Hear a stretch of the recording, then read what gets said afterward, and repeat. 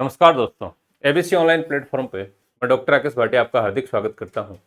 हमारे इस प्लेटफॉर्म द्वारा राजस्थान की कला एवं संस्कृति संबंधित कक्षाएं चलाई जा रही हैं जो नियमित रूप से चल रही हैं, जिसमें मेरे द्वारा आपको काफ़ी महत्वपूर्ण टॉपिक करवा दिए गए हैं जो एग्जाम्स में उनसे संबंधित क्वेश्चन पूछे जाते हैं। आज उसी क्रम में मेरे द्वारा आपको राजस्थान की चित्रकला से संबंधित शैलियाँ पढ़ाई जाएंगी, चित्रकला से संबंधित शैलियाँ पढ़ाई जाएंगी। ठीक है, तो जिसमें मैं सबसे पहले बात करें अपन की चित्रकला का, तो राजस्थान में चित्रकला चित्रकला वैसे तो प्राचीन समय से चल रही है। उसके अपने को कहीं न कहीं अवशेष देखने को मिलते हैं, लेकिन जो राजस्थान की चित्रकला शैलियाँ हैं उनका अपन 15वीं-16वीं शताब्दी में राजस्थानी जो चित्रकला है, चित्रकला शैली है वो 15वीं-16वीं शताब्दी में सामने आई है ना? प्रत्यक्ष रूप से। उसके अलावा जैसे चित्र तो बन रहे थे, प्राचीन काल से बनते आ रहे हैं, लेकिन अपने विशेष रूप से राजस्थानी शैली को अलग 15वीं-16वीं शताब्दी में किया गया है। ठीक है? तो प्राचीन अवशेष की बात करें, जैसे कई बार एग्जाम्स में पूछ भी लेते हैं कि राजस्थान में प्राचीन चित्रकला के अवशेष कहाँ-कहाँ मिलते हैं, है ना? ऐसा एग्जाम में क्वेश्चन आ जाता है, या कुछ प्रमुख स्थल हैं, उनका नाम दे के कि इनमें से है नहीं या कौन-सा है, ऐसा पूछ लेते हैं। तो जैसे प्राचीन साक्ष्य की बात करें अपन, चित्रकला के साक्ष्य के, तो साक्ष्य कहाँ-कहाँ मिलते हैं, जैसे गुफाओं में मिल जाते हैं, कोई पत्थरों पे, है ना, शैलचित्रों पे मिल जाते हैं, ऐसे अलग-अलग जगह मिले हैं। तो सबसे पहले बात करें जैसे कोटा में, कमल नदी के किनारे मिला है। कोटा में एक जगह आलनिया, आलनिया नदी भी है ना, वहाँ पे मिल गया है। विराटनगर में मिला है, पुष्कर में मिला है, पुष्कर के अंदर अगस्त्य ऋषि की गुफा है ना, वहाँ मिला है। और उसके अलावा जैसे सवाई माधोपुर में मिल गया, सवाई माधोपुर में मिल गया है। और उसके अलावा ये जैसे विराटनगर मैंने आपको बता ही दिया, है ना?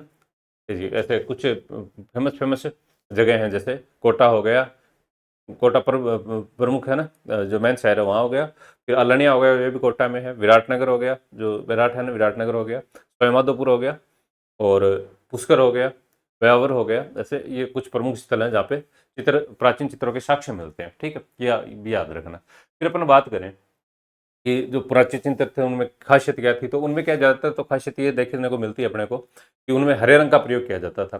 क्योंकि जब राजस्थानी शैली अपन जब पढ़ेंगे और उनका विभाजन कर देंगे अलग अलग तरीके में, तो हर शैली में अलग अलग रंग का प्रयोग किया जाएगा और उसके प्रत्येक की अलग अलग खासियत होगी। ठीक है, फिर जैसे अब और भी साक्ष्य की बात करें कि अब वर्तमान में साक्ष्य कहाँ मिल रहे हैं, तो जैसे पोथी चित्र की बात करते हैं अपन, जैसे लिखे जाते थे, कागजों पे उतारे गए हैं और उनको संकलित किया गया। तो जैसलमेर के अंदर एक जैन जैन भंडार है जैसलमेर में, तो वहाँ पे आज भी आपको हस्तलिखित या हस्त से बनाए हुए चित्र या साक्ष्य आज भी सुरक्षित रूप में मिलते हैं ना, जैन भंडारों में, जैसलमेर में। तो ये भी अपन कह सकते हैं कि वर्तमान में कहाँ सुरक्षित है, तो जैसलमेर में, जैन भंडारों में सुरक्षित है। अब बात करें अपन कि अब राजस्थान शैली पे आते हैं, पर कि राजस्थान शैली की बात करें तो सबसे पहले 1916 ईस्वी में आनंद कुमार स्वामी जी हुए एक, है ना? तो उन्होंने 1916 ईस्वी में क्या किया कि राजस्थानी शैली का वैज्ञानिक विभाजन किया। उन्होंने ऐसे कहा कि ये सारी चित्र देख के पूरे राजस्थान भर के उन्होंने उनको 4 भागों में बाँट दिया। जैसे एक मेवाड़ उनको भागों में बाँट के उनको स्कूल्स का नाम दिया, स्कूल का, है ना? तो जैसे मेवाड़ स्कूल कर दिया, मारवाड़ स्कूल कर दिया, ढूढ़ाड़ स्कूल कर दिया, हाड़ौती स्कूल कर दिया, ऐसे उनको 4 भागों में बाँट दिया, है ना? और ये उन्होंने एक उन पे विस्तृत चर्चा की, उनको विस्तार से बताया और उन्होंने एक पुस्तक लिखी, है ना? राजपूत पेंटिंग्स, उसमें इनको विस्तृत रूप से बताया। ठीक है? तो आपसे ये भी क्वेश्चन पूछा जा सकता है कि वैज्ञानिक रूप से राजस्थान शैली का विभाजन किसने किया है, तो अपन क्या बताएंगे, आनंद कुमार स्वामी ने किया है। ठीक है, और उसकी पुस्तक का नाम पूछ ले तो राजपूत पेंटिंग्स, है ना, ये उसकी पुस्तक का नाम है। फिर उन्होंने क्या किया, जो पुस्तक लिखी उसमें इसको एक पर्टिकुलर नाम दे दिया, जैसे राजपूत चित्रकला, ये उन्होंने, आनंद कुमार ने इसको नाम दे दिया राजपूत चित्रकला। ठीक है, जबकि ऐसे बात करें अलग अलग लोगों ने अलग अलग नाम दिए हैं, जैसे इन्होंने तो जैसे राजपूत चित्रकला नाम दे दिया आनंद कुमार स्वामी जी ने, वैसे कर्नल टोड ने इसका नाम दिया है राजस्थानी चित्रकला, है ना? तो ये तो चलो आपसे नहीं पूछे, पर ये जरूर पूछेंगे आपसे कि इसका विभाजन कौन कर रहा है, आनंद कुमार स्वामी कर रहा है। उसका पुस्तक कौन सी है, तो राजपूत पेंटिंग है। कब किया है, तो 1916 में किया है। ठीक है, ये जरूर याद रखना आप। अच्छा, फिर जब स्वतंत्र रूप से अपन बात करें कि राजस्थानी शैली कब अस्तित्व में आई, तो 15वीं-16वीं शताब्दी में ये अलग से स्वतंत्र रूप से स्वतंत्र रूप से लोगों के सामने आती है। ठीक है, ये पहले क्या अपभ्रंश शैली का ही एक पार्ट था और अपभ्रंश शैली से ये अलग हो गई, फिर एक इसका स्वतंत्र अस्तित्व हो गया। तो कई बार ये भी पूछ लेते हैं कब आई है, तो 15वीं-16वीं शताब्दी में का स्वतंत्र अस्तित्व आया राजस्थानी शैली का। ठीक है, किससे अलग हुई है, तो अपभ्रंश शैली से अलग हुई है। ये तो होगी इसका सामान्य सा परिचय। ठीक है, उसके बाद अपन एक एक करके इनका क्रम वाइज वो पढ़ेंगे, कि मेवाड़ स्कूल कौन सी है, इसके अंदर कौन कौन सी जैसे मेवाड़ स्कूल को में कौन कौन सी शैलियाँ शामिल की गई हैं ना, अलग अलग स्थानों को पर्टिकुलर नाम दे दिए गए हैं शैलियाँ ना, तो वो कैसे कैसे शामिल की गई हैं उसके बारे में अपन विस्तार से चर्चा करेंगे। जो मैंने आपको अभी सामान्य परिचय बताया है उसके बारे में थोड़ा सा मैं आपको लिखवा देता हूँ। तो जैसे सबसे पहले अपन बात करें कि प्राचीन साक्ष्य कहाँ मिलते हैं। जैसे क्वेश्चन आ जाए आपकी राजस्थानी चित्रकला में प्राचीन साक्ष्य कहाँ कहाँ मिलते हैं, तो उनके स्थानों के मैं जैसे आपको नाम बता देता हूँ। तो अपना टॉपिक है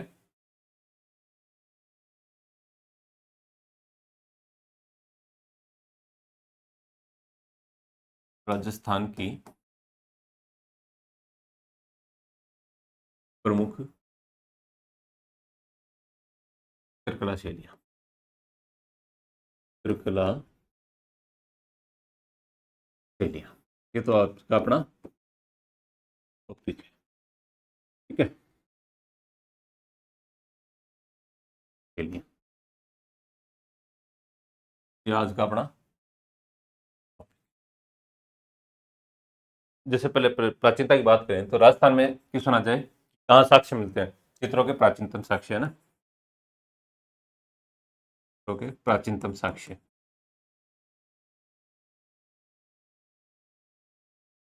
साक्ष्य है ना राजस्थान में।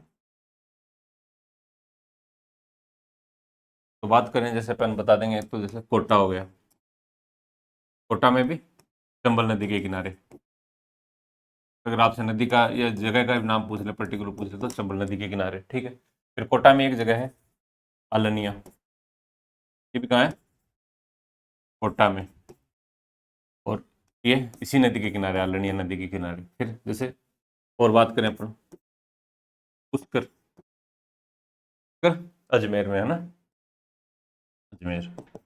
तो यहाँ पे अगस्त्य ऋषि की गुफा है, अगस्त्य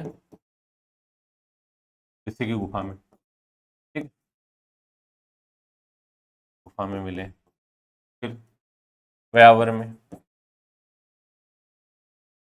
व्यावर हो गया, सवाई माधोपुर हो गया, सवाई माधोपुर है ना, सवाई माधोपुर में सेंदड़ा गांव है, सेंदड़ा गांव की पहाड़ी में है ना, सेंदड़ा गांव, कई बार पर्टिकुलर नाम भी पूछ रहे तो सेंदड़ा गांव की पहाड़ी हो जाएगी। फिर विराटनगर, विराटनगर, ठीक है। तो यहाँ पे अपने को प्राचीन साक्ष्य देखने को मिलते हैं, ये आप जरूर याद रखना, है ना। कोई सीधा नया पर्सन पूछ के आपसे गहराई में चला जाए तो ये क्वेश्चन आपसे पूछ सकता है। अच्छा, इनकी खासियत क्या क्या रही है, जैसे एक तो इनमें हरे रंगों का प्रयोग होता था सामान्यतः, हरे रंगों का अधिक प्रयोग होता था इनमें, चित्रों में अधिक प्रयोग, ये अधिकता देखने को मिली है, इनकी अधिकता देखने को मिली है। और कहाँ संरक्षित है, ज्यादा ऐसे पूछ ले कि आप वर्तमान में कहाँ संरक्षित रखे हुए हैं, तो अपन क्या बता देंगे, जैसे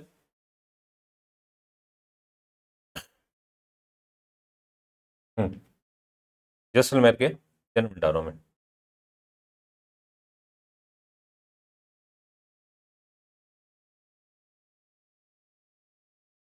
वर्तमान में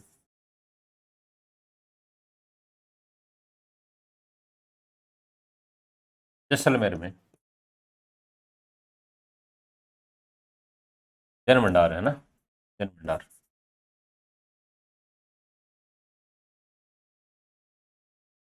वहां पर हस्तलिखित चित्र, चित्र व ग्रंथ संरक्षित है, बहुत सारे ग्रंथ रखे हुए हैं।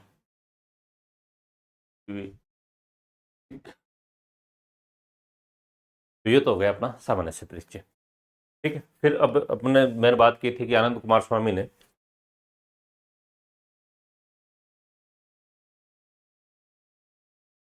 आनंद कुमार स्वामी स्वामी ने 1916 ईस्वी में एक पुस्तक लिखता है, राजपूत पेंटिंग्स में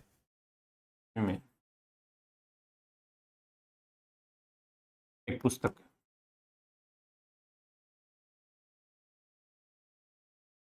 कौन सी पुस्तक है?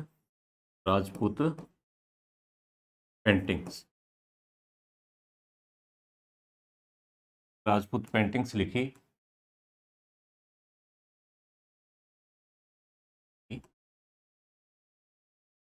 में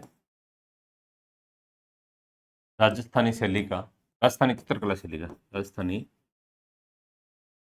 चित्रकला शैली का वैज्ञानिक विभाजन किया गया। कला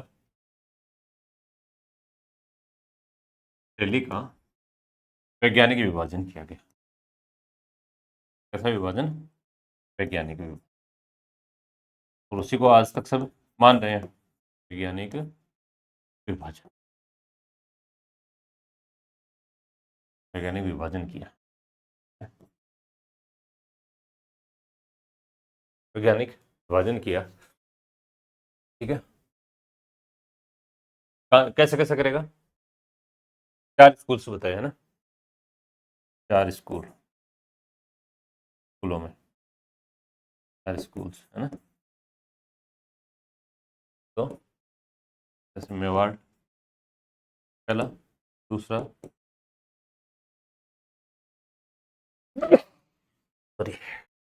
मारवाड़, लुडाड़ स्कूल्स है ना, सारे स्कूल्स। और चौथा हाड़ौती।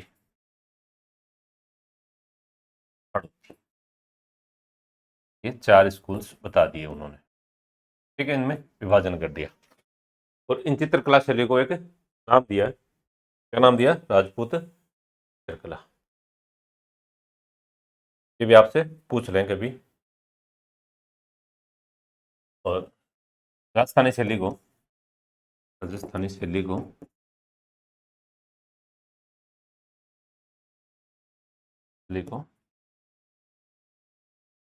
राजपूत चित्रकला का नाम दिया।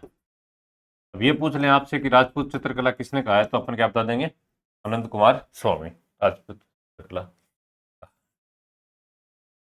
का नाम दिया। राजपूत चित्रकला का नाम दिया, ठीक है। और एक बताया था मैंने आपको, कर्नल जेम्स टोड है ना। तो कर्नल टोड क्या कहता है इसको? राजस्थानी चित्र। ये तो राजपूत चित्रकला बताएंगे और कर्नल टोड इसको क्या कहेगा? राजस्थानी चित्रकला।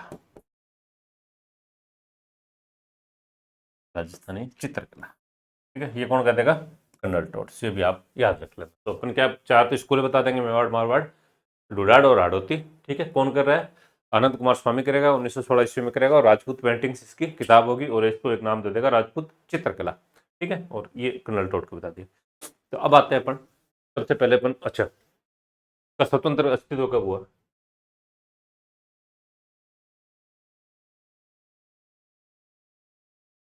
15वीं-16वीं शताब्दी में, ठीक है।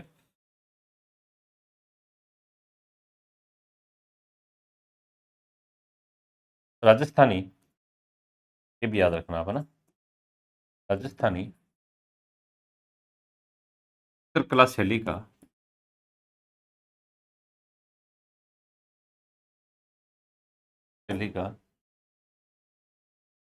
15वीं-16वीं सदी में, 15वीं-16वीं सदी में अपभ्रंश शैली से, अपभ्रंश शैली से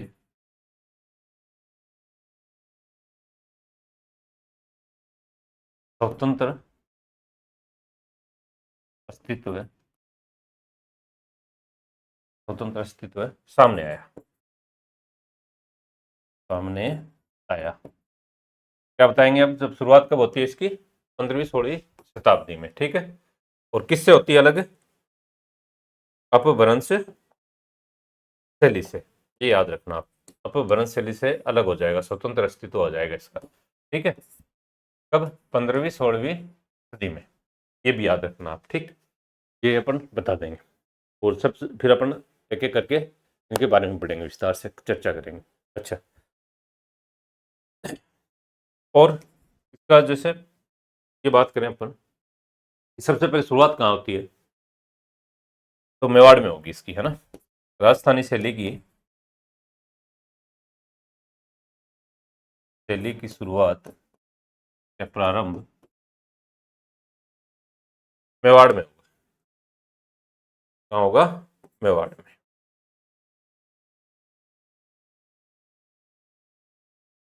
प्रारंभ मेवाड़ में, मेवाड़ से माना गया, मेवाड़ से माना गया। अब आपसे क्वेश्चन आ जाए कि सबसे पहले या सबसे प्राचीन स्कूल कौन सा है, तो क्या बताएंगे अपन? मेवाड़ बता देंगे, ठीक है। और किससे अलग हो रहा है? राजस्थानी शैली स्वतंत्र रूप से किससे अलग हो गया आती है अपने सामने? अपभ्रंश शैली से। अब अपभ्रंश शैली की बात करें तो गुजरात में है ना, ठीक है। गुजरात के आसपास का जो क्षेत्र है, गुजरात का ही क्षेत्र मान लो, तो उसमें अपभ्रंश शैली का प्रचलन था। उससे राजस्थानी अलग होती है, ठीक है, स्वतंत्र रूप से 15वीं 16वीं शताब्दी में। अब बात करें अपन, सबसे पहले अपन चर्चा करते हैं मेवाड़ स्कूल की। मेवाड़,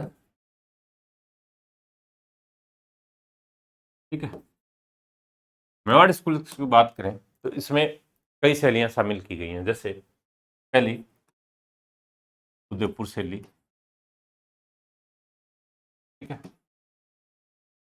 उदयपुर शैली आ जाएगा। दूसरा नाथ द्वारा शैली,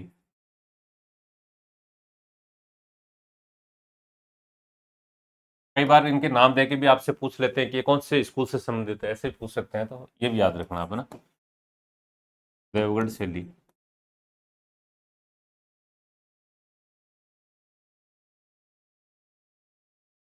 चावंड शैली, चावंड शैली, शाहपुरा शैली, शाहपुरा शैली। ये तो मुख्य मुख्य शैलियां हैं इसकी, ठीक है, मुख्य मुख्य शैलियां हैं। इसके अलावा जैसे छोटे छोटे ठिकाने थे तो उनकी भी स्वतंत्र शैलियां रही हैं, अलग अलग, है ना। और बाकी ये अपने को जरूरी है ना, इनको याद रखना। बाकी जो ठिकानों की शैलियां हैं वो तो इनसे ही कुछ ना कुछ ग्रहण करके अपने अस्तित्व में आई हैं, ठीक है। तो अपन जैसे बात करें सबसे, अच्छा, मेवाड़ स्कूल्स का परिचय मैंने आपको बता दिया कि ये इसमें शैलियां शामिल है। इसमें है क्या मेवाड़ स्कूल में? तो मेवाड़ स्कूल का जैसे अपन कैसे माने कि मेवाड़ स्कूल में क्या क्या खासियत है या किसका मिश्रण रहा है, क्या चीज़ है। तो जैसे मेवाड़ की बात करें तो अपन, तो मेवाड़ के अंदर सबसे पहले एक तो अपन ये जैसे बता देंगे कि ये तो मैंने आपको स्कूल से बता दी। इसके अलावा जैसे अपन ये बताएंगे कि इसमें है कौन कौन शामिल है, कौन कौन सी शैलियाँ शामिल रही हैं। तो जैसे जैन, अपभ्रंश व मालवा शैली का मिश्रित रूप, का मिश्रित रूप। आपके सामने क्वेश्चन आ जाए कि मेवाड़ स्कूल्स में कौन कौन सी शैलियां शामिल है, तो अपन क्या क्या बताएंगे? अपन अपन बताएंगे साहब कि जैन, अपभ्रंश और मालवा शैली, ठीक है, ये तीनों को शामिल है, तीनों शामिल है। और स्कूल्स कौन कौन सी शैलियां हैं इनकी, तो ये अपन ने बता दी, उदयपुर, नाथद्वारा, देवगढ़, चावंड, शाहपुरा, ठीक है। ये अलग अलग अपन ने इनकी शैलियां बता दी, ठीक है। अब जैसे स्टार्ट करते हैं अपन, पहला उदयपुर शैली, पहला है अपना उदयपुर शैली।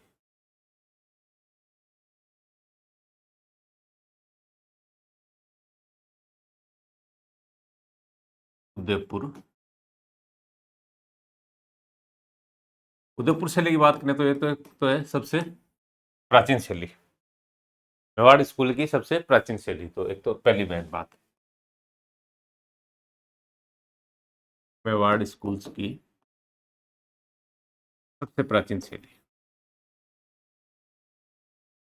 सबसे प्राचीन शैली, पहली बात, ठीक। अब फिर इसके अपन बात करें कि इसमें चित्र जैसे प्रमुख चित्रों की बात करते हैं अपने इसकी शैली की, है ना।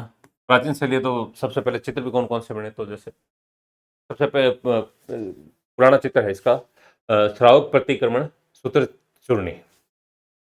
श्रावक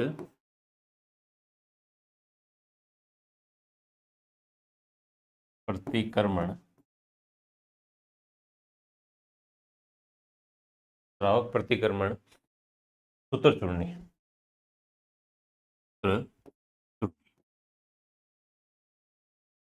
ये है ना, ये मेवाड़ शैली का सबसे प्राचीन चित्र है।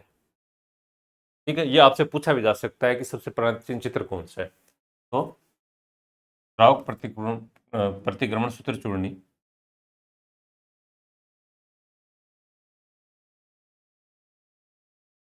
सबसे प्राचीन चित्र, इसका उदयपुर शैली का या मेवाड़ शैली का, ये भी आ जाता है। उदयपुर शैली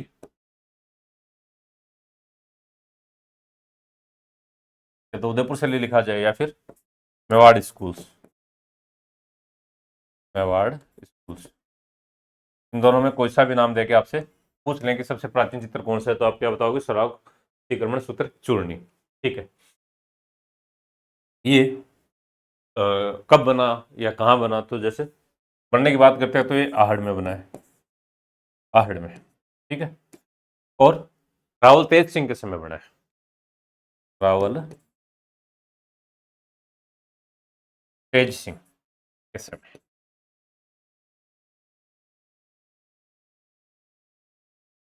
तेज सिंह के समय।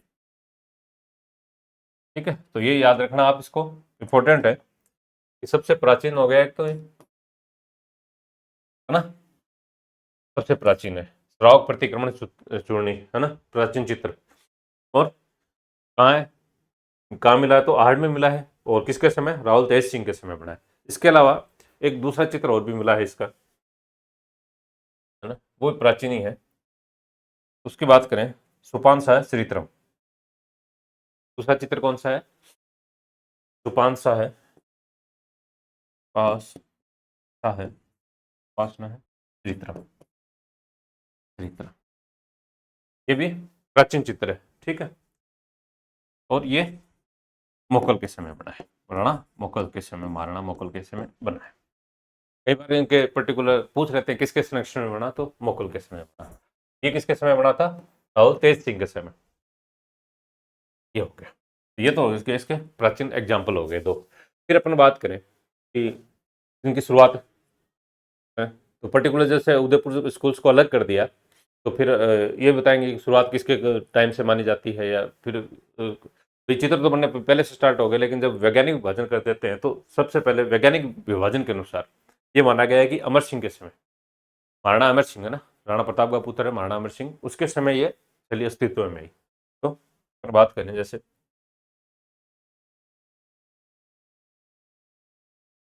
कई बार पूछ लेते हैं कि किसके समय आई, तो ये अपन मैं बताऊं आपको, क्या बताएंगे, उदयपुर स्कूल की बात कर रहे हैं, है ना, उदयपुर से लिखी जो है ना, महाराणा अमर सिंह के समय, अमर सिंह तो पहला था, तो अमर सिंह प्रथम ही मान लेते हैं ना, या अमर सिंह या जय लिखा हुआ, महाराणा अमर सिंह के समय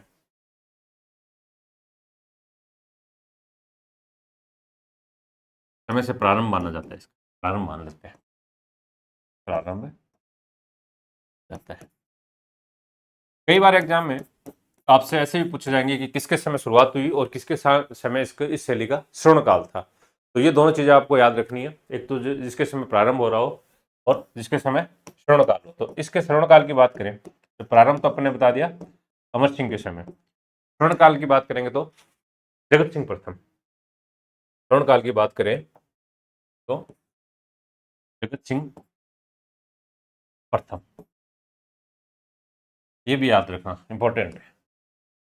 स्वर्णकाल किसके समय था, उदयपुर शैली का स्वर्णकाल किसके समय था, तो जगत सिंह प्रथम के समय था।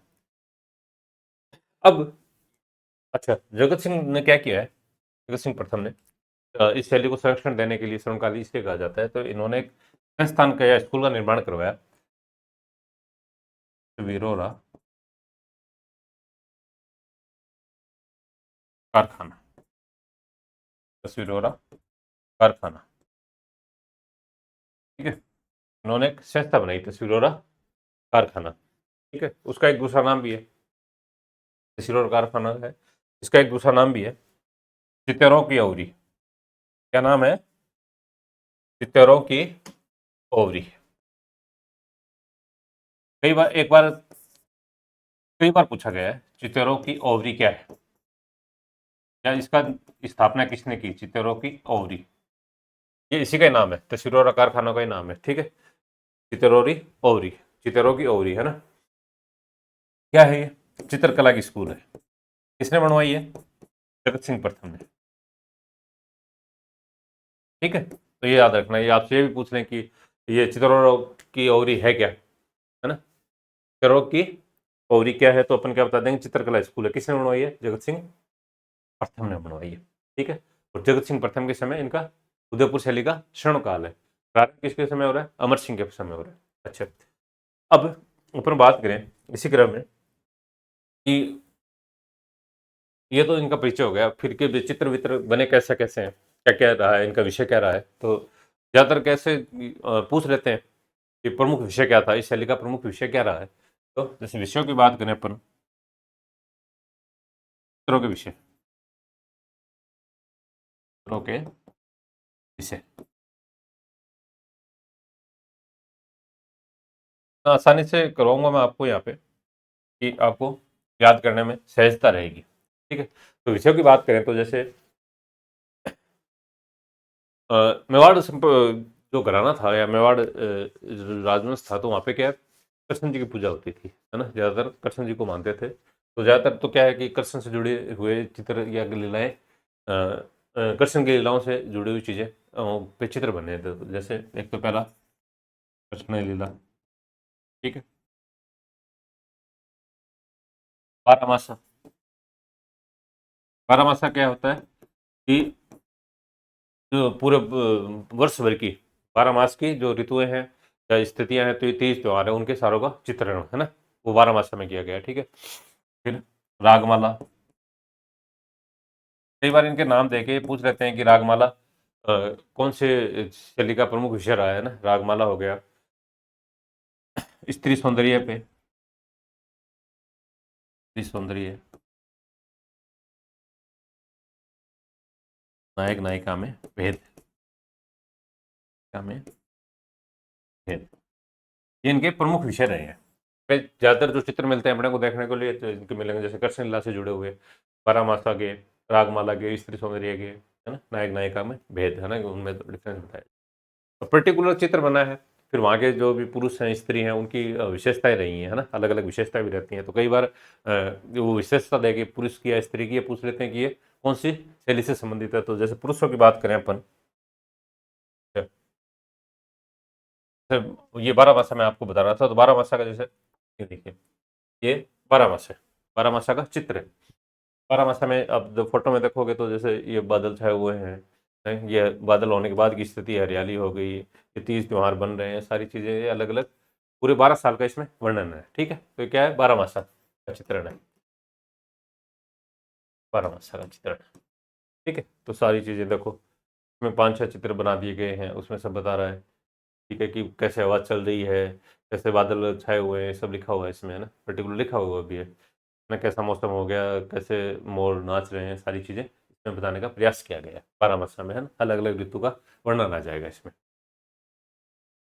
हाँ, तो मैं आपको बता रहा था जैसे पुरुषों की और उसकी विशेषताएं पूछ रहे आपसे, पुरुषों में क्या खासियत थी, है ना, पुरुष कैसे दिखते थे, या इन चित्रों में पुरुषों को कैसा दिखाया गया, तो अपन कैसे बताएंगे, जैसे पर्टिकुलर पुरुषों की खासियत बता देंगे। तो जैसे उनका गठीला शरीर बताएंगे, है ना, थोड़े मोटे ताजा थे, गठीला शरीर।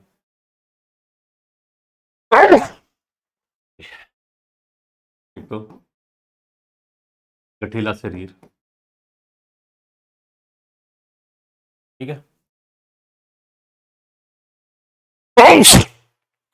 मौसम खराब हो रखा है थोड़ा सा, तबीयत से,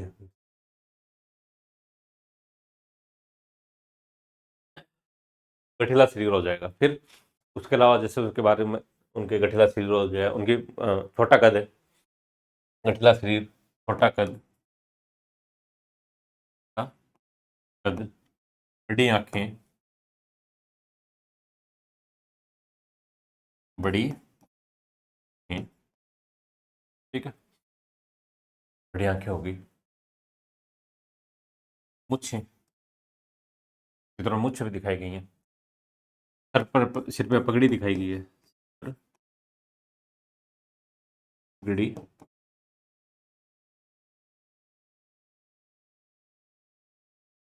ठीक है, सिर पे पगड़ी दिखाई गई, ये ऐसे बता देंगे। और कमर पे पट्टा दिखा दिया गया है ना, पटका कमर पर, जो वस्त्र होता है कमर पे लपेटा होता है वो, ठीक है। और स्त्रियों की बात करें, स्त्रियों की भी खासियत बताएं अपन, तो स्त्रियों के जैसे एक तो उनकी मछली के समान आंखें बताई गई हैं, क्या बताया गया है, मछली के समान आंखें, मछली समान आंखें, है ना, मीन नयन, क्या हो जाएंगे, मीन नयन, मीन चक या मीन चक्षु जो मीन नयन, ठीक है। फिर छोटा कद, क्योंकि यहाँ भी छोटा कद है, पुरुषों का भी तो महिलाओं का भी छोटा कद हो जाएगा, ठीक है। और एक उनकी खासियत क्या है, क्योंकि लंबी चोटी दिखाई है, लंबे बाल दिखाए गए, लंबी चोटी, ये ऐसे याद रखना, इनको एक दो बार पढ़ोगे तो आपको आसानी से याद हो जाएंगे, और फिर अगर दूसरे किसी शैली के साथ जोड़ के पूछेंगे तो आप आसानी से इनमें डिफरेंस कर दोगे ना, बता दोगे, ठीक है। तो ये तो दोनों खासियत बता दी। अब और क्या क्या है, और विशेष क्या चीज़ रहेगी इसमें, किस चीज़ की बात करें, जैसे विषय मैंने आपको बता ही दिए थे कि भाई रागमाला हो गया, कृष्ण लीला हो गई, उन पे चर्चा कर रहे हैं ना, या बारहमासा पे चर्चा कर रहे हैं। और इसमें विशेष क्या बताएंगे, जैसे कलर भी, पर्टिकुलर कलर काम में लिए गए, तो जैसे इस शैली में, उदयपुर शैली में पीले हुए लाल रंग का प्रयोग, ये भी आ जाता है क्वेश्चन, है ना, कि लाल व पीले रंग की किस शैली में किया गया है ना, का प्रयोग किया जाता है। और ज्यादातर जो चित्र है उनमें कदम का वृक्ष दिखाया गया है, हर चित्र में लगभग कदम का वृक्ष, कदम का वृक्ष, है ना, अलग अलग शैली में अलग अलग चित्र आएगा, ये पेड़ है ना, तो कई बार पेड़ों के नाम भी पूछ लेते हैं, ठीक। फिर ज्यादातर एग्जाम्स में जैसे ये खासियत तो पूछी गई है, उसके अलावा बार बार एक क्वेश्चन पूछा गया है कि इस शैली के प्रमुख चित्रकार कौन कौन है, ठीक है। ये आपको हमेशा याद रखने पड़ेंगे, चित्रकार, प्रमुख चित्रकार कौन कौन है ना, ये आप याद रखना, ये बहुत बहुत इंपॉर्टेंट है। चित्रकारों के नाम दे देंगे, और ये क्वेश्चन आएगा कि ये कौन सी शैली से संबंधित है, या फिर किसी शैली का नाम दे के तीन उसके चित्रकार दे देंगे, और एक कोई दूसरा अलग दे देंगे, है ना, तो उसका नाम दे देंगे। तो ये अपने को एक दो बार तीन बार या आसानी से जितनी बार भी करेंगे तो उतनी बार ही अपने को याद रहेगा, और फिर जैसे ही क्वेश्चन आएगा तो वो आसानी से अपन सही कर सकें, और क्योंकि वरना ज़्यादातर चांसेस क्या होते हैं, ऐसे क्वेश्चन गलत होने के ज़्यादा चांसेस रहते हैं। तो बात करें इसमें पर्टिकुलर एक एक की चित्रकारों को नाम आएंगे, तो जैसे पहला साइफुद्दीन आ जाएगा, मनोहर आ जाएगा, तीन चार आपको याद रह जाएंगे ना, तो फिर आप उनमें से कोई ना कोई तो आपको मिल ही जाएगा, तो उससे आप अंदाजा लगा दो, साइफुद्दीन हो जाएगा, मनोहर, मनोहर हो जाएगा, कृपाराम, है ना, कृपाराम हो जाएगा। और बात करें जैसे एक दो और है, हीरानंद हो गया, जीवा हो गया, हीरानंद, जीवा, साइफुद्दीन, मनोहर, कृपाराम, हीरानंद हो गया, जीवा हो गया।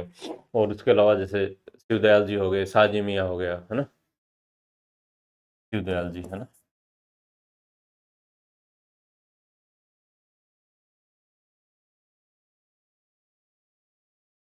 हाँ मियाँ,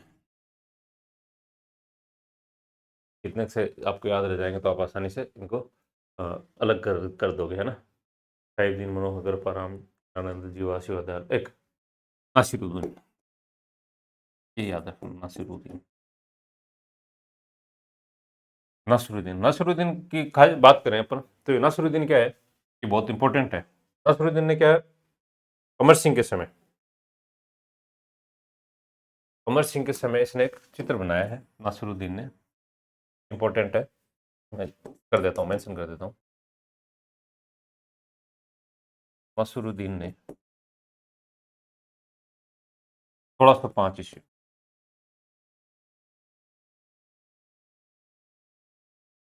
राणा अमर सिंह के समय, अमर सिंह के समय रागमाला का चित्रण किया,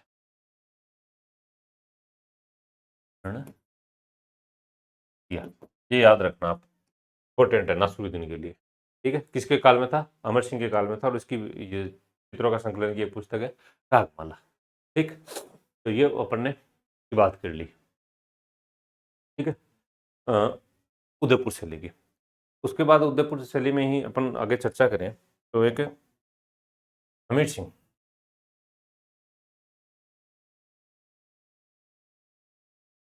एक है हमीर सिंह, है ना।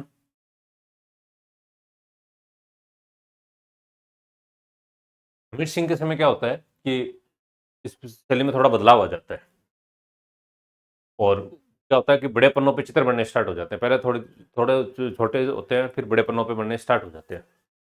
तो महाराणा, ये भी याद रख लेना, कई बार क्या पता आपसे पूछ ले। हमीर सिंह, हमीर सिंह के समय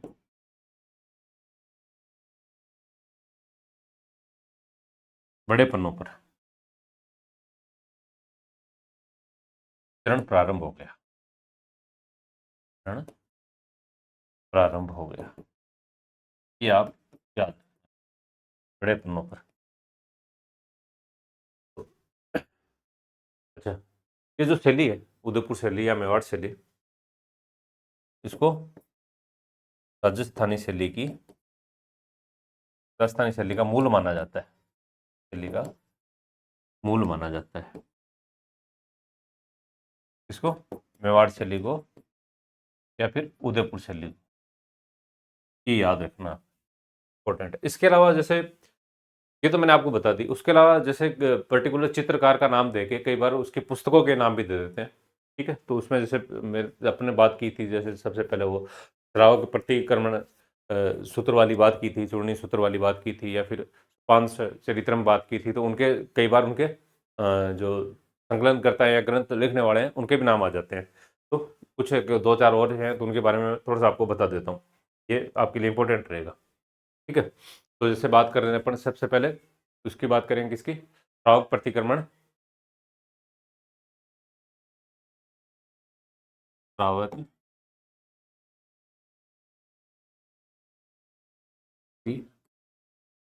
प्रतिक्रमण चूर्णी, चूर्णी पहला। ठीक है, तो ये इसका ही अपने को सबसे प्राचीन वो मिलता है ना साक्ष्य, तो उसकी बात कर रहे हैं, तो इसका लेखक है कमल चंद्र,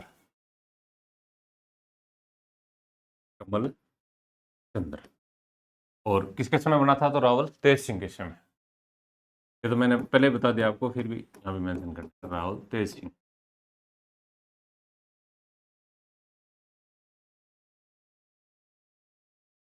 दूसरा जिससे अपन बात कर रहे थे, सुपा, उसकी पांच है चरित्रम, पांच है चरित्रम।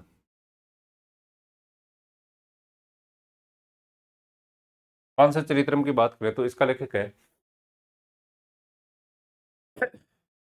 हिरान।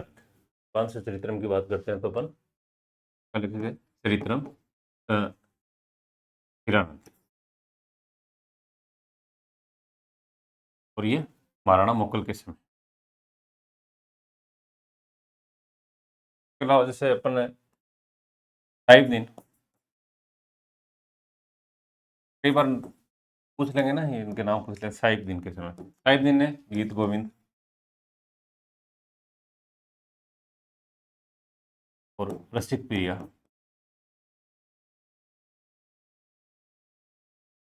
ये कुछ पुस्तकें लिखी हैं, ठीक है। और ये जगत सिंह के समय, जगत सिंह प्रथम के समय, और जगत सिंह प्रथम ही के समय का ही कोई स्वर्ण काल कहा जाता है। एक मनोहर, मनोहर, मनोहर और ये साहिबदीन है ना, इन दोनों ने मिलकर एक पुस्तक भी लिखी है। पुस्तक क्या लिखी है? आर्ष रामायण पर चित्र बनाए हैं, आर्ष रामायण पर, आर्ष रामायण, ठीक है। और ये भी जगत सिंह प्रथम के समय, जगत सिंह प्रथम के समय था, ठीक है। तो ये दोनों साहिबदीन और मनोहर कई बार आपसे पूछ भी लेंगे किसके समय रहा है, तो जगत सिंह के समय, जगत सिंह प्रथम के समय।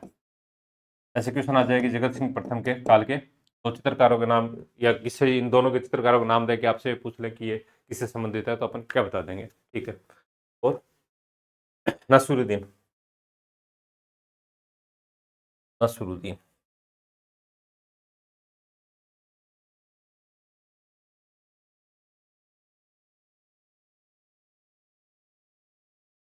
ठीक है। नसरुद्दीन की बात की तो रागमाला, लीला दमन, दमन और पंचतंत्र, इनसे जुड़े हुए चित्र बनाए हैं, ठीक है। और ये अमर सिंह के समय था, अमर सिंह प्रथम के समय, अमर सिंह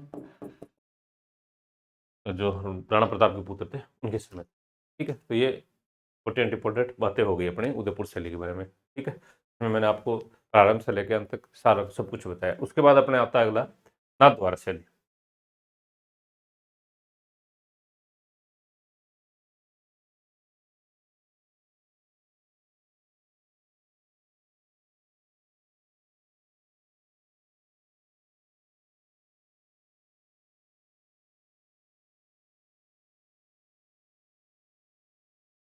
नाथद्वारा शैली,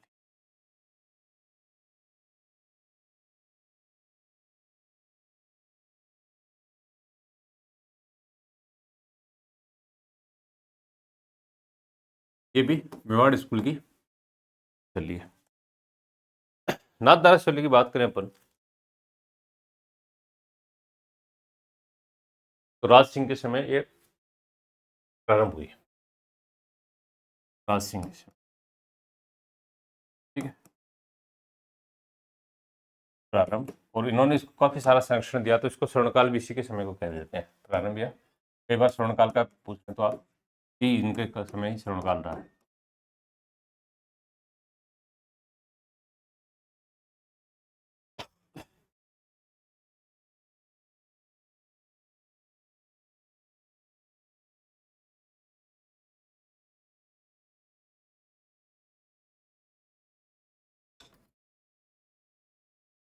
अच्छा, नाथद्वारा शैली की बात करते हैं तो अपन ये उदयपुर और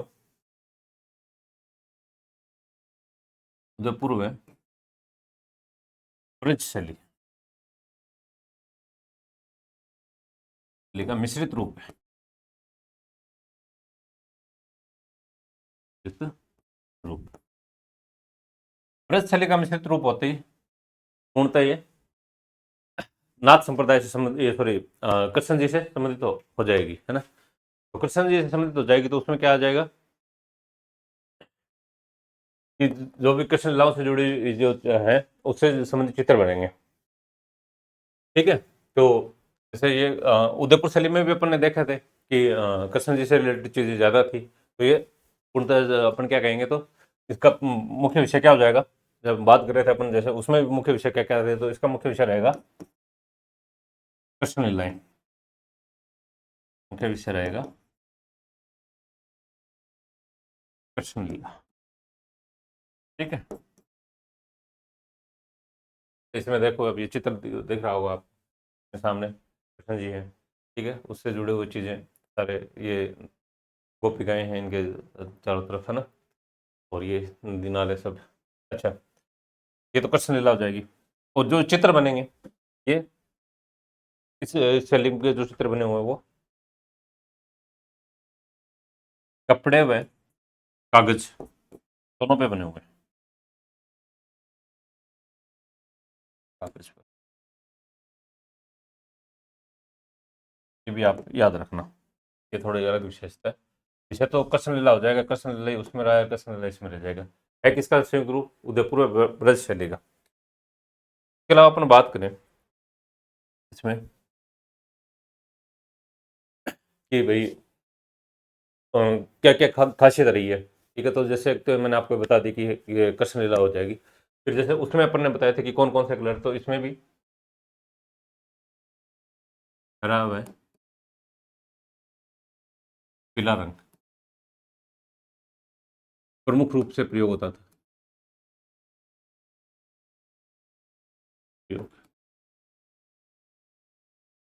जैसे ये चित्र, और उदयपुर शैली में कदम का वृक्ष हो रहा था, तो यहाँ पे केले का वृक्ष, केले का वृक्ष। ज्यादातर चित्रों में ये दिखाया जाएगा। जैसे ये अपन ये फोटो देखते हैं तो ये देखो, इसमें भी ये केले का वृक्ष है, ठीक है। और सबसे मेन खासियत इसकी ये रही है कि इसमें जो जितने भी चित्र बने हैं उनमें पिछवाइयों का प्रयोग हुआ है। पर्टिकुलर क्वेश्चन आ जाता है कि पिछवाइयों का प्रयोग कौन सी शैली में हुआ है, तो अपन क्या बताते हैं? नाथ द्वारा शैली। तो पिछवाइयों का प्रयोग। अब पिछवाइयाँ होती क्या है, ये भी आ जाए आपसे कि पिछवाइयाँ क्या होती हैं। तो पिछवाइयाँ क्या होती हैं कि जो भी मतलब चित्र बनाया जाता है ना, मंदिरों में कोई चित्र बने होते हैं, तो उसमें क्या होता है कि जो पीछे का पोर्शन होता है उस पर क्या चित्र अंकित किए जाते हैं और उसको लगा दिया जाता है कि पीछे की दीवार को ढकने के लिए, है ना। उस पर प्रकृति के चित्र या देवी देवताओं किसी के भी चित्र बना के उसको ढक दिया जाता है, ठीक है। तो पिछवाइयाँ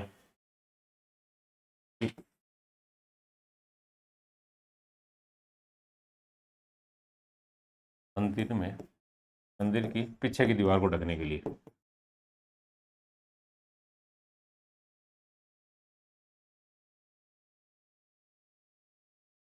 ढकने के लिए पर्दा लगाया जाता है ना, ये पर्दा। और पर्दे पे क्या आएगा? चित्र बने होंगे, है ना। पर्दा और पर्दे पे चित्र अंकित हो जाएंगे, ठीक है। तो ये जरूर याद रखना, पिछवाइया नाथ द्वारा से, ठीक है।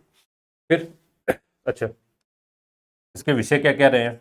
विषय तो जैसे कृष्ण लीला था ही मैं, तो इसके अलावा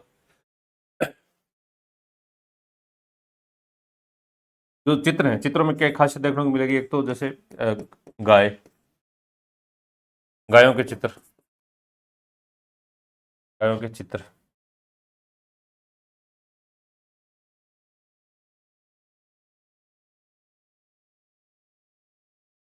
उसके साथ साथ ये पिछवाइयों का प्रयोग हुआ है, वैसे ये खासियत और है उसकी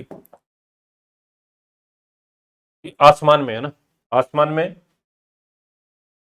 जो सॉरी बादलों में चित्र, देवताओं के चित्र और अंकित किए गए हैं, है ना। तो ये भी पूछ लें आपसे पर्टिकुलर, तो बादलों में देवताओं को अंकित दिखाया गया है, देवताओं के चित्र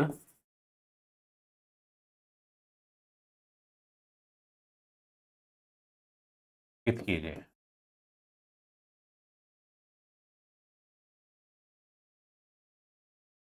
ठीक है। ये भी आप याद रखना, ये खासियत है इसकी, अलग अलग कुछ ज़्यादा ही है पिछवाइयों का और बादलों में देवताओं के, ठीक है। इसके अलावा जैसे अब बात करें अपन कि उसके प्रमुख चित्रकार कौन कौन से हैं, है ना। ये तो महत्वपूर्ण है ना, बार बार याद रखना ही पड़ेगा अपने को कि प्रमुख चित्रकार कौन है। ये हर शैली का आप याद रखना, है ना। दो बार तीन बार पढ़ोगे तो याद रह जाएंगे आपको, ठीक है। प्रमुख चित्रकारों की बात करें तो अपन जैसे नारायण हो गया, घासीराम हो गया, नारायण, घासीराम, है ना, हो गए। और उसके अलावा जैसे चतुर्भुज,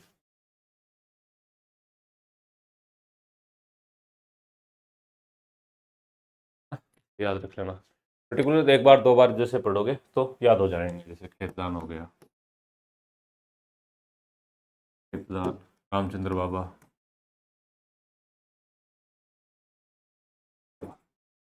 अगर तीन चार भी आपको याद रहते हैं तो फिर आप उनमें से निकाल लोगे कि ये कौन सी शैली से संबंधित है, अपन इसमें से एलिमिनेट कर सकते हैं ना, बता दे सकते हैं कि और कौन कौन है। और उसके अलावा जैसे देवकरण हो जाएगा, चंपालाल हो जाएगा, और लिख देता हूँ ना, देवकरण, अलार। इतने याद हो जाएंगे तो आप आसानी से क्वेश्चन ठीक कर लोगे। इसके अलावा स्त्री चित्रकार भी नहीं है, उस महिला चित्रकार है ना, ये ज़्यादा इंपॉर्टेंट है, महिला चित्रकार। हाँ, एक पुरुष तो चित्रकार तो हर जगह मिले जाते हैं, पर महिला चित्रकार का नाम देकर जरूर पूछ सकते हैं, ये ज़्यादा इंपॉर्टेंट है। तो कृष्णा और इलायची है ना, दो, सॉरी, कमला और इलायची, कमला और इलायची, दो महिला चित्रकार हैं, ये आप याद रखना, बहुत इंपॉर्टेंट है ये दोनों महिला चित्रकार। पुरुष चित्रकारों की बात करें तो नारायण घाशीराम, चित्रगुप्त, खेतदान, रामचंद्र बाबा बता देंगे, ठीक है। और पिछवाइयाँ मैंने आपको बता दी, ठीक। पिछवाइयाँ के बारे में मैंने बता दिया कि जो मंदिर के अंदर जो मूर्तियाँ होंगी, मूर्ति के पीछे जो पर्दा लगा होगा उस पर चित्रकारी वगैरह की होगी, जिससे कि पीछे की दीवारें ढक जाए। अब उसके बाद आता है अपना अगला टावड़ शैली, की हो गई अपनी, कैसे किशनगढ़ शैली हो गई थी, सॉरी नाथ द्वारा शैली। अब आएगा अपना अगला है टावड़ शैली। टावड़ शैली की बात करें तो इसकी शुरुआत महाराणा प्रताप के समय होती है। शुरुआत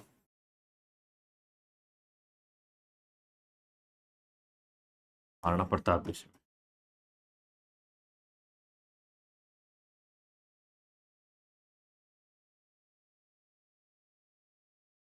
क्यों होती है भाई? चावड़ उसकी महाराणा प्रताप की राजधानी रही है, तो उन्होंने वहां पे संरक्षण दिया, तो ये महाराणा प्रताप। तो स्वर्ण काल की बात करें तो अमर सिंह कौन था? इसका पुत्र था, राणा प्रताप का पुत्र था अमर सिंह। अमर सिंह प्रथम के समय इसका स्वर्ण काल हो गया, ठीक है। और इसके खासियत बताएं तो क्या बताएंगे कि वैसे तो ये उसी से जुड़ी हुई है, नाथ द्वारा शैली और उसका दोनों का संयुक्त रूप ही है। फिर भी कई बार चित्रकार पूछ लेते हैं, अब ये जैसे थोड़ी कम फेमस शैली हो तो इसके चित्रकारों के बारे में पूछ सकते हैं आपसे अलग से, है ना। भाई जो प्रसिद्ध शैली होती है, बड़ी शैली होती है, तो उसके तो सभी जानते हैं, है ना। बहुत छोटी शैली पे थोड़े कम लोग ध्यान देते हैं, तो फिर अपन क्या बताएंगे उसके जैसे इसके ये अमर सिंह के समय इसका क्षणकाल रहा, तो एक तो नसीरुद्दीन हो जाएगा, नसीरुद्दीन, वो इसी शैली से जुड़ जाएगा, वो दोनों शैलियों से आएगा। हाँ, उदयपुर शैली में भी है और इससे भी आ जाएगा, दोनों के आ जाएंगे, ठीक है ना? तो ये हो जाएगा मेनली तो नसीरुद्दीन, बस याद रख लेना। और इसकी जो ग्रंथ है वो रागमाला। इसके अलावा अगली अपनी है, ये चावंड हो गई, उसके बाद है देवगढ़ शैली। देवगढ़ है कहाँ? राजसमंद में, ठीक है, देवगढ़ राजसमंद में। देवगढ़ शैली की बात करें अपन तो इसमें भी जो उस समय के जो हैं आसपास के प्रभाव देखने को मिलता है ना। तो जैसे इस पे बात करें तो अपन इसमें कुछ जैसे स्पेशली बात तो क्या है, एक तो जैसे जयपुर, जोधपुर और उदयपुर। जयपुर, जोधपुर, उदयपुर मिश्रित शैली है ये, पहली बात, ये आप याद रखना, बहुत इंपॉर्टेंट है, मिश्रित शैली, ठीक है। कौन कौन किससे की? जयपुर, जोधपुर, उदयपुर, जोधपुर उदयपुर का मिश्रित शैली है। फिर इसको खोज करने की बात आती है कि भाई इसको लेके कौन आया, सामने कैसे आई, तो एक डॉक्टर श्रीधर अंधारे जी हैं,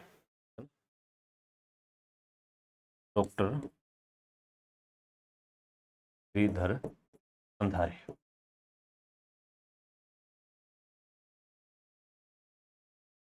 खोज की, है ना, या प्रकाश में लाए, ठीक है, खोज या प्रकाश में लाए,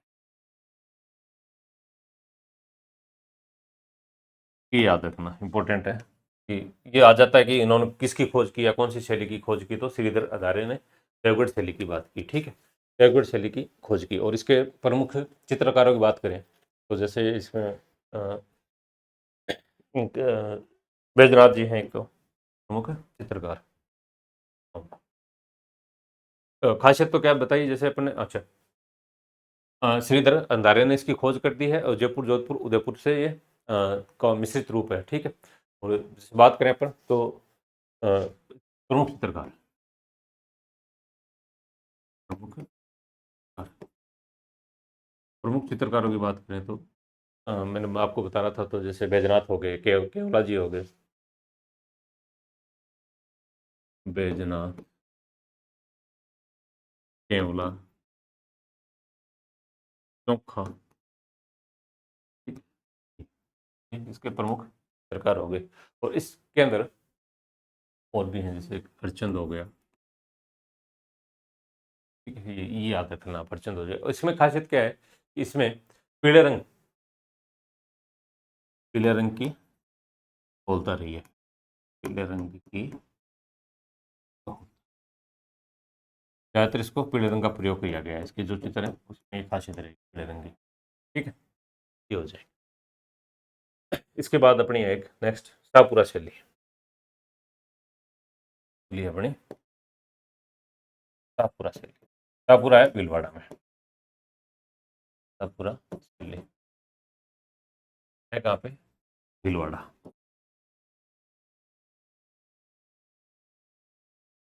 इसके जो चित्र बने हैं उनमें खासियत एक तो लोक जीवन, है ना, लोक जीवन, फड़ चित्रण होता है, इसकी खासियत रही है चित्रण। फड़ क्या होती है भाई, तो फड़ क्या होती है, एक बड़ा सा चित्र होता है, कपड़ा ले लेते हैं और उस पर देवी देवताओं के चित्र अंकित करके उसके बारे में बताया जाता है ना, ये फड़ चित्रण होता है। तो जब फड़ चित्रण की बात करें, जैसे ये ये ये फड़, ये फड़ है, ये देखो बहुत सारे चित्र अंकित कर दिए पूरे कपड़े पे, ना, मतलब युद्ध के सीन भी हैं और नृत्य के भी सीन है, सारी चीजें हैं ना, ठीक है ना। बात करें लेकिन फड़ चित्रण पर जोर दिया गया है। फड़ आपको बता दी कि एक कपड़े पे धार्मिक विषय होते हैं, उनके बारे में उकेरा जाता है या चित्र बनाए जाते हैं, ठीक, आप पूरा शैली। और इसके चित्रकार बताएंगे अपन, ये आप याद रख लेना चित्रकार कि सबसे अलग चीज ये जरूर याद रखना, फड़ चित्रण क्यों कौन सी शैली में होता है, तो शाहपुरा शैली में होता है। अच्छा, इन्होंने स्टार्ट किसने किया ये फड़ चित्रण करना, तो एक श्रीलाल जी जोशी थे, श्रीलाल जोशी, है ना, उन्होंने प्रारंभ किया था इसका, प्रारंभ किया। जब अपन लोक कला पढ़ेंगे तब बताएंगे फड़ चित्रण के बारे में, विस्तार से चर्चा भी करेंगे, लेकिन वैसे पूछ रहे तो आपको जोशी परिवार या श्रीलाल जोशी जी ने इसका फड़ चित्रण का प्रारंभ किया, ठीक है। और इसके प्रमुख चित्रकारों की बात करें अपन तो दुर्गालाल, श्रीलाल, इसके प्रमुख कला चित्रकार हैं। चित्रकारों की बात करते हैं तो दुर्गालाल,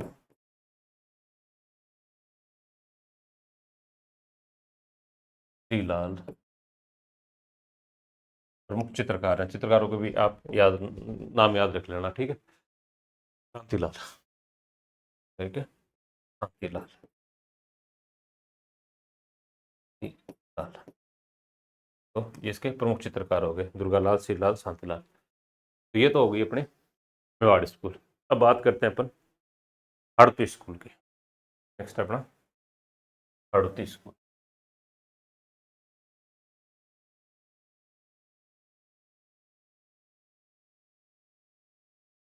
हड़ती स्कूल की बात करें तो इसके अंदर बूंदी शैली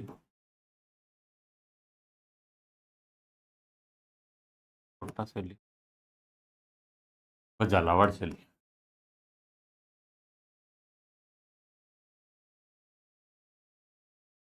झालावाड़ शैली को शामिल किया जाता है, ठीक है। और इनके अलावा एक उपशैली और है तुगारी, ये भी अपन चर्चा करेंगे, ये भी इसमें हम लेते हैं। तो इनको हड़प्पी स्कूल में शामिल किया गया है। ठीक है, अब पर्टिकुलर अपन एक एक के बारे में विस्तार से चर्चा करेंगे। तो जैसे पहले बात करते हैं अपन बुंदी शैली की। बुंदी शैली,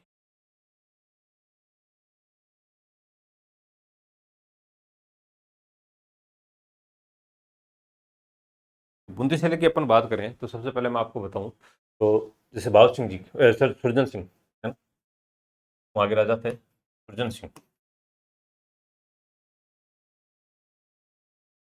हाँ, इस समय तो ये प्रारंभ होती है में प्रारंभ। ठीक, और भाव सिंह जी, भाव सिंह के समय इसका, तो ये मैंने आपको पहले ही बताया था कि प्रारंभ और स्वर्णकाल ये दोनों आप जरूर याद रखना। स्वर्णकाल और ये प्रारंभ, ये आप दोनों जरूर याद रखना कि कई बार ही पूछ लेते हैं। और एक दो बार हुआ है ऐसा कि प्रत्यक्ष रूप से न देके ऐसे पूछ लिया गया है कि ये किसकी विशेषता है ना, या फिर ये भाव सिंह किससे जुड़ा हुआ है, ऐसे क्वेश्चन आ गया है। तो अपन क्या बताएं कि अपने याद रखें कि स्वर्णकाल किसके समय और प्रारंभ किसके समय हुआ है। ठीक है, ये शैली है, इस पर मुगल, मुगलों का है ना, मुगल, दक्षिण, मेवाड़, मराठा इत्यादि शैली का प्रभाव दिखाई देता है, इत्यादि शैलियों का प्रभाव दिखाई देता है, प्रभाव दिखाई देता है।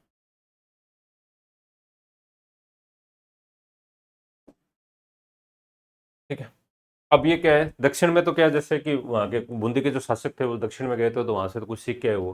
मुगलों का यहाँ पे प्रभाव रहा है राजस्थान में। ठीक है, मेवाड़ नजदीक पड़ता है बूंदी के, है ना, ये हाड़ौती के आसपास पड़ता है। और मराठा, तो मराठा यहाँ पे आ गए थे, इन्होंने सहायता की थी यहाँ के राजाओं की, तो सबसे संयुक्त रूप से कुछ ना कुछ इन्होंने लिया, तो इनका अपने को देखने को मिलेगा, जैसे मुगल का, दैनिक दक्षिण का, दक्षिण शैली का, मेवाड़ का और मराठों का, इन सब का अपने को इस पे प्रभाव देखने को मिलेगा। अब इसके अंदर बात करते हैं अपन कि इसके प्रमुख विषय क्या रहे हैं। तो जैसे प्रमुख विषय, चित्र किस पे बने हैं ना, प्रमुख प्रमुख विषय की बात करें तो एक तो जैसे राग रागनियों के चित्र, रागनियों के,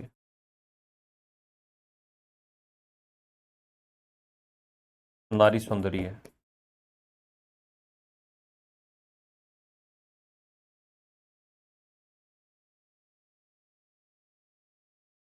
नारी सौंदर्य, उसके अलावा शिकार के दृश्य, शिकार के दृश्य,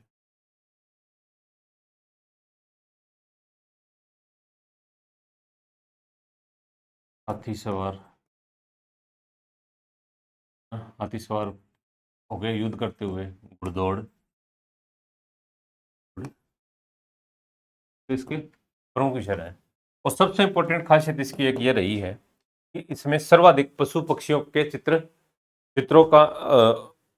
चित्रों को बनाया गया है ना, अंकन किया गया है इस शैली में, इस शैली में सर्वाधिक चित्रों में पशु पक्षियों का अंकन है, पशु पक्षियों का अंकन है। तो ये आपसे खासियत पूछ सकते हैं कि इसकी खासियत क्या है, पशु पक्षियों का अंकन कौन सी शैली में है, तो अपन क्या बताएंगे, बुंदी शैली में पशु पक्षियों का अंकन, ये इसकी विशेषता भी है। ठीक है, इस शैली की विशेषता क्या है, पशु पक्षियों का अंकन हुआ है ज्यादातर। ठीक है, और राग रागनियों के मैंने बारे में आपको बता दिया। ठीक है, और उसके अलावा ऋतुओं का, है ना, ऋतु वर्णन भी किया गया है इसमें। 12 मासा का वर्णन हो रहा था, वैसे ऋतुओं का वर्णन भी हो रहा है। ठीक है। और कृष्ण से संबंधित है ना, कृष्ण लीला से संबंधित तो रसिक प्रिया,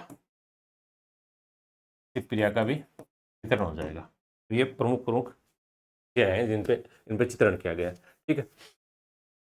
ये खास बात क्या बताओगे आप इसको, पशु पक्षियों का अंकन हुआ है, यह आप इसकी खास बात बताओगे। और फिर अब बात करें इसके चित्रकार, प्रमुख चित्रकार कौन कौन है। चित्रकार की बात करें तो अपन जैसे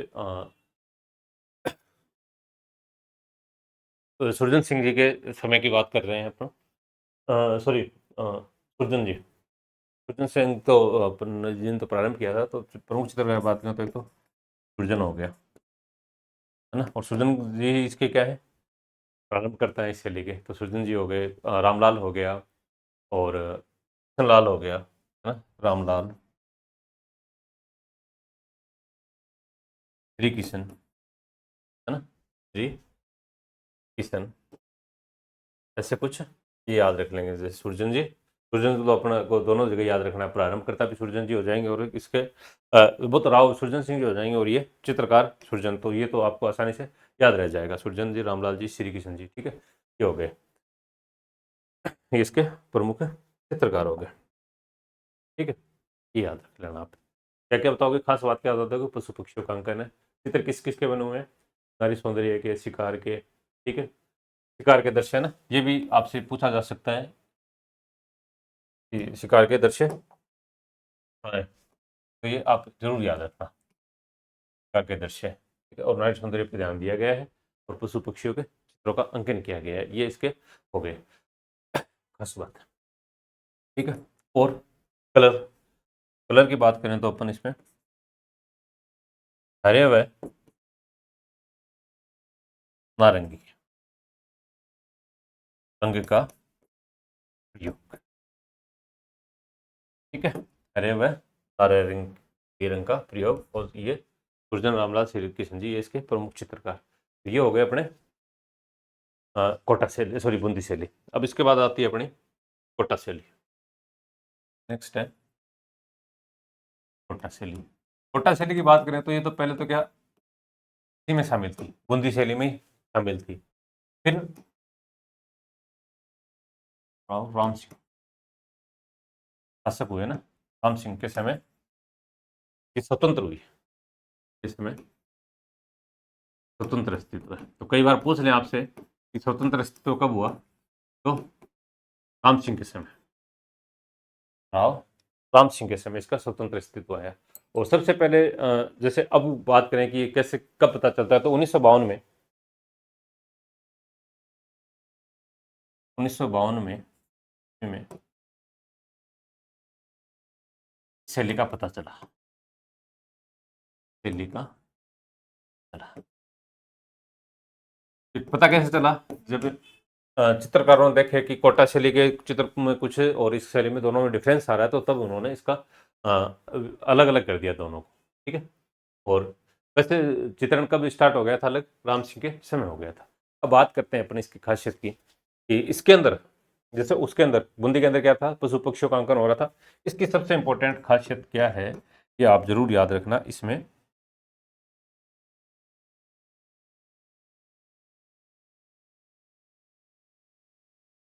नारी व रानियों को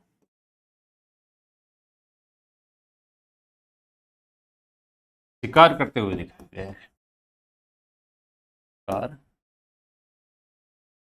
करते हुए दिखाया गया है।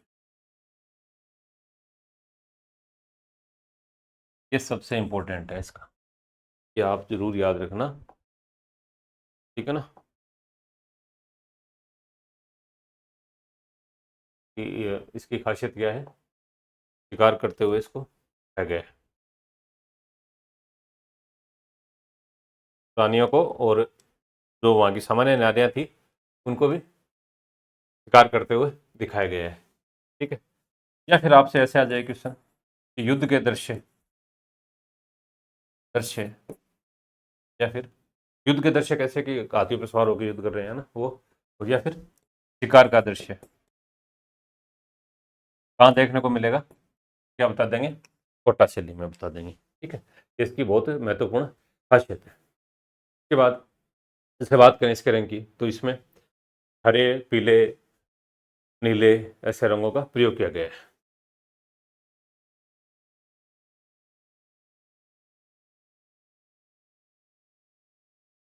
हल्के हरे, पीले, नीले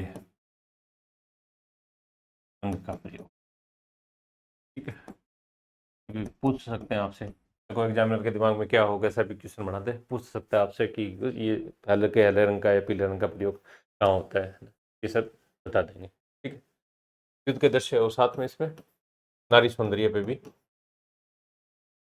नारी सौंदर्य पे भी इसके भी चित्र बने हुए हैं बहुत सारे। ठीक, और इसके चित्रकारों की बात करते हैं अपन। चित्रकार आप जरूर याद रखना, ये तो आप हर शैली के याद रखना कि चित्रकार पर्टिकुलर हैं कौन कौन। तो जैसे अपन बात करते हैं, अपन इसके चित्रकारों की बात करते हैं, रघुनाथ जी हो गया, गोविंद राम हो गया, और लच्छी राम हो गया। रघुनाथ, गोविंद राम, लच्छी राम, ये आप याद जरूर रखना ना। एक बार, दो बार, तीन बार जब भी आप पढ़ लोगे तो फिर आपको आसानी से याद हो जाएंगे और फिर अंतर निकाल दोगे। जैसे और उसके अलावा बात करें तो अल्लू हो गया, नूर मोहम्मद हो गया। तो डालू जी ने इन्होंने तो क्या शिकार के ज्यादा चित्र बनाए हैं, शिकार के। चलो एक बार पूछ लेते हैं ना कि किससे संबंधित नहीं इन्होंने या शिकार के सर्वाधिक चित्र किसने बनाए, तो लालू जी ने बनाए। ठीक है, और अब उसके बाद अपने रह जाता झालावाड़। अगला आ गया अपना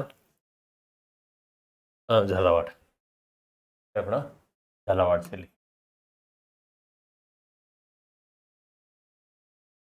झालावाड़, इस पे झालावाड़ शैली पे क्या है, एक तो कोटा शैली का प्रभाव देखने को मिलेगा अपने को, कोटा शैली का प्रभाव। ठीक, कोटा शैली का प्रभाव मिलेगा तो जो खासियत उसमें रहेंगी वही सारी की सारी यहाँ पे देखने को मिलेंगी। फिर इसका कब ये सामने आता है, तो जालिम सिंह जी झाला है, जालिम सिंह झाला, जालिम सिंह झाला ने इस शैली को संरक्षण दिया है। क्या दिया है, संरक्षण। ये पूछ लें आपसे कि किसके समय स्टार्ट हुई, तो आप क्या बताएंगे अपन, जालिम सिंह झाला के समय संरक्षण। ये तो इसकी बात है। अब इसकी खास बात क्या रही है कि इसके जो चित्र हैं वो ज्यादातर तो कृष्ण से, राम से, राजाओं के, सामंतों के है ना, मुख्यतः राम, कृष्ण, राजाओं और सामंतों के चित्र बने हैं इसमें, सामंतों के बने हैं। ये आ सकता है कि सामंतों के चित्र कौन सी शैली में बने हैं, तो झालावाड़ शैली में। ये जरूर याद रखना आप, इंपॉर्टेंट है। सामंतों के चित्र इस शैली में बने हैं तो झालावाड़ शैली में। बाकी तो जैसे कोटा प्रभाव है तो वो जो प्रमुख विषय रहे हैं उनके बारे में अपन बता देंगे। तो जालम सिंह जी ने क्या करवाया था, वो संरक्षण दे दिया। ठीक है, और संरक्षण देने के लिए क्या किया, जैसे महलों पे, महलों के महलों में भित्ति चित्र बनवाए, भित्ति दीवारों पे बनवा दिया ना। तो आप तो ये याद रख लेना।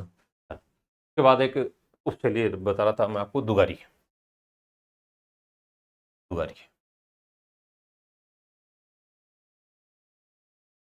दुगारी के लिए जो भी, तो ये भी आ जाता है क्वेश्चन, ये किससे संबंधित है, ये उपशैली किससे संबंधित है, तो बुंदी शैली। पहली बात आ जाता है कि किसकी शैली, क्या किसकी उपशैली है, तो अपन क्या बता देंगे कि हाड़ौती स्कूल्स की उपशैली है। ठीक है, नैनवा की जगह नैनवा बूंदी।